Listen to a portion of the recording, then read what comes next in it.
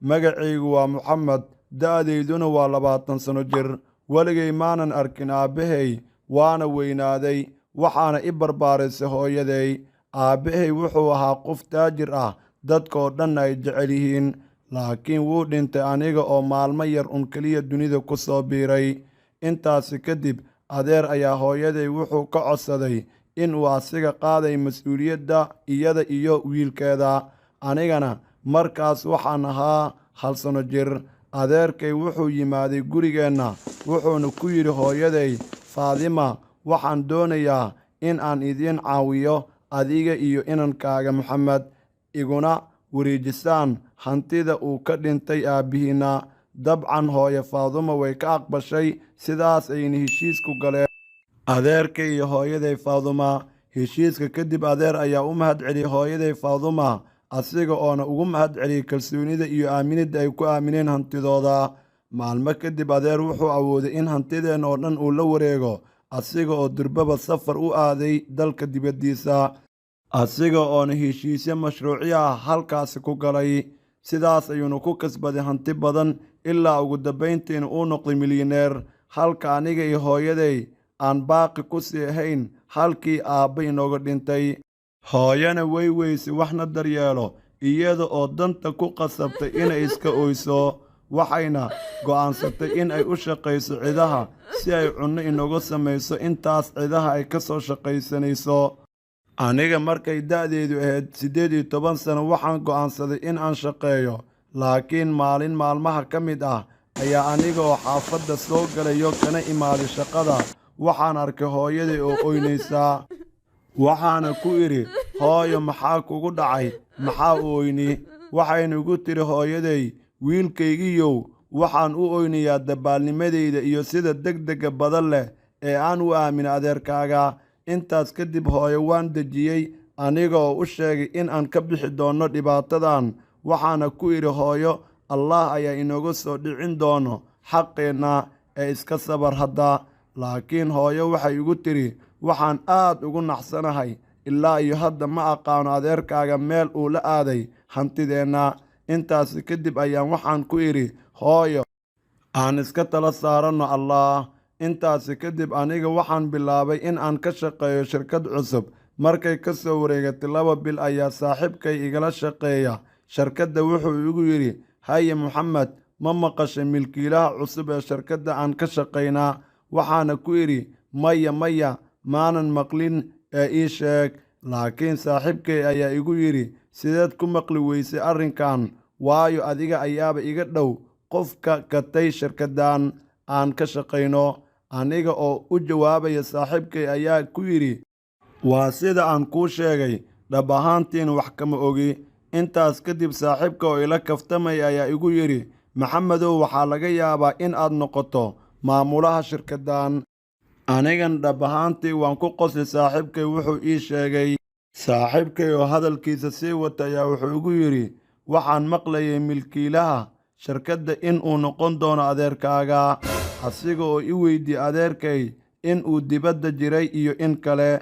Anigana waxaan ku idhi, haa, dabcan dibadda ayuu jiray. Intaas kadib, saaxiibkay ayaa ii sheegay in arrintan uu ka maqlay mid ka mid ah maamulayaasha shirkadda. Wuxuuna sidoo kale saaxiibkay uu soo maqlay in adeerkaygaas dibadda ka imaanayo uu dib ka keensan doono xaaskiisa iyo owlaaddiisa dalka. Intaasi kadib, aniga oo xanaaqsan ayaa saaxiibkay u sheegay wejiga dhabta ee adeerkay, kuna idhi, kaasi adeer iima ahan, waayo wuxuu si bareer ah u qaatay hantida agoonta. Hantidan uu maanta haystaa ee aragtaana waa middii aabbahay, hooyaday ayaana ku aamintay hantidan. Laakiin wuu khiyaanay heshiiskii ballantan uu ugu baxay hooyo. Saaxiibka ayaana igula taliyey in aan u tago adeerkay una sheego runta. Dabcan adeer shirkadda ayuu imaaday, asiga oo dhammaan salaamay shaqaalaha shirkadda oo dhan. Intaasi kadib, adeer wuxuu galay xafiiskiisa, aniguna waxaan go'aansaday adeer in aan ugu tago xafiiska, asiga oo durbaba markaan xafiiska galay igu yidhi, waa kuma adiga, maxaase doonaysaa?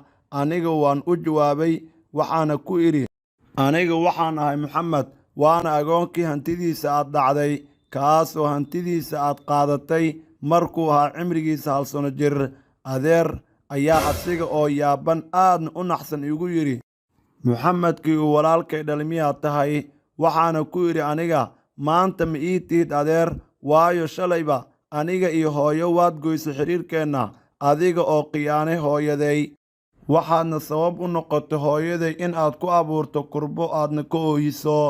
Waxaana kugu imid maanta in aan kaa qaato xoolihii aad naga dhacday. Adeerkay ayaa asiga oo kibirsan igu qoslay si jees-jees ah, iguna yidhi, maxaad iigu sheegi aniga oohinta hooyada? Iyada ayaa dabaalnimadeeda sabab u ah, wax hantina iguma lihid aniga maanta. Aad baan u xanaaqay aniga oo durbaba is arkay adeer in aan ka qabtay dhuunta. Xaaladduna waxayba isku beddeshay in gacmaha la isla galo. Aniga oo qoortiisa haayo ayaan ku idhi, adiga oo hooyo alla dartii kugu aamintay hantida aabbahay ayaad maanta cayni. Adiga tuug ayaa tahay dulmi badan, waana in adiga oo kale waalidnimo aadan gelin ee ay tahay in layskaa dhacsho. Saaxiibkay ayaa dareemay in dagaal aan galnay, asiga oo degdeg u soo cararay igana fujiyey aniga oo qoortiis si adag u haayo. Dhab ahaantii waxaa ka muuqday adeer neeftuur zaa'id ah. Xaalka dagaalkana sidaas ayuu ku istaagay. Adeer oo xanaaqsan ayaa soo istaagay naguna yidhi, adiga iyo saaxiibka laga bilaabo maanta labadiinna shirkaddan kama shaqay doontaan. Aniga ayaa ku yidhi, inta aan agtaada joogi lahaa adiga oo kale ceeb ayay igu tahay. Sidoo kale saaxiibkayna wuu u jawaabay wuxuuna ku yidhi, waxaan heli doonaa shaqo ka khayr badan midaan. Aniga iyo saaxiibkayna durba waan iskaga soo baxnay shirkadda, aniga oo saaxiibkay ugu cudur daartay arrinta aniga daraaddii ugu dhacday, taas oo ah in shaqada daraadday uu ku waayay. Wuxuuna igu yidhi, saaxiibkay dhib ma lahan, waxaadna heli doontaa xaqaaga insha Allah ee iska sabar. Intaasi kadib aniga iyo saaxiibkay waan kala soo tagnay, waxaana qof walba u aaday gurigiisa. Aniga waxaan ku soo laabtay gurigayga, waxaana durbaba aan la kulmay hooyo oo guriga joogta. Waxaana ugu sheekay arrintaan la kulmay. Hooyaday aad ayay ugu xumaatay wuxuu adeer nagu sameeyey. Isla markiina iyada iyo aniga ayaa xafiiskiisa ku soo raacnay, iyada oo hooyo ku tiri, adiga waxaad tahay tuug dhaca xoolaha agoonta. Aniga oo ku aaminay waxaana kaa dhigannay aabbo, balse taasi cagsigeed, hantidii aan kugu aaminay ayaad safar iskaga gashay, nolosheennana waadba iska ilowday. War miyaadan ciqaabta Rabbi ka xishoonaynin? Adeer ayaa asiga oo ka jawaabay arrintaasi ku yidhi, imaqal adiga iyo wiilkaaga, qaylida igala kortaga. Wax hanti aad leedihiinna idinkama qiyaamin. Haddii aad iga kortagi weysaanna, askarta ayaan wacaa waana idin xiraa. Hooyo ayaa intaasi kadib ku tiri hadal taariikhda kale, iyada oona ku tiri, xoog ayaad noo sheeganaysaa maanta, laakiin Allah ayaa dulmiga nagu samaysay kaa xisaabin doono adduun iyo aakhara. Maanta kadibna dib kuguma soo laaban doono insha Allah.